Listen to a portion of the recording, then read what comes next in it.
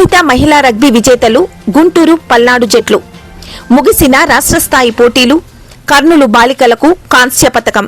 రాష్ట్ర స్థాయి అస్మిత సబ్ జూనియర్లో సబ్ జూనియర్ పల్నాడు, సీనియర్ మహిళా విభాగంలో గుంటూరు జిల్లా జట్లు మొదటి స్థానం కైవసం చేసుకున్నాయి.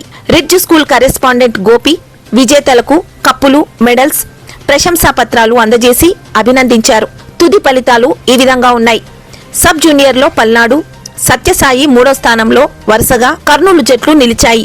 అలాగే సీనియర్ మహిళా విభాగంలో గుంటూరు, అనకాపల్లి, పశ్చిమ గోదావరి జట్లు వరుసగా మొదటి 2-3 స్థానాల్లో నిలిచాయి.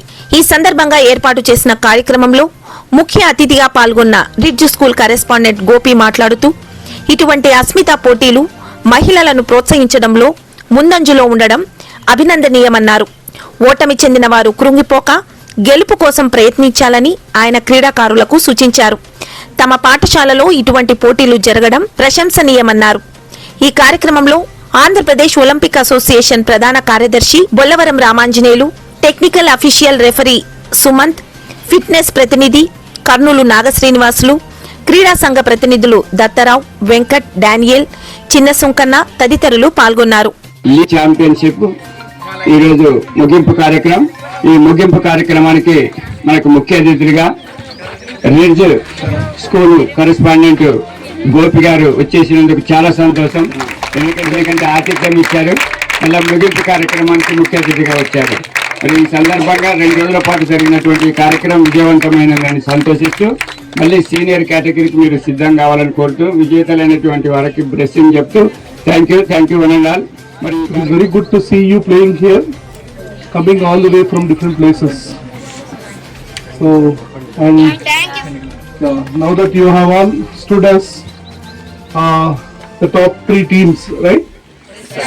So, all you have very good future, and those who believe in sports and games will not fail in future.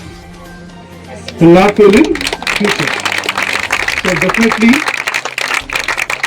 all of you, those who believe in sports and games and those who continue to be part of games and sports will definitely win their life and will be always successful, and you always continue to play, okay, and rise from, now that you have played as part of district team, right?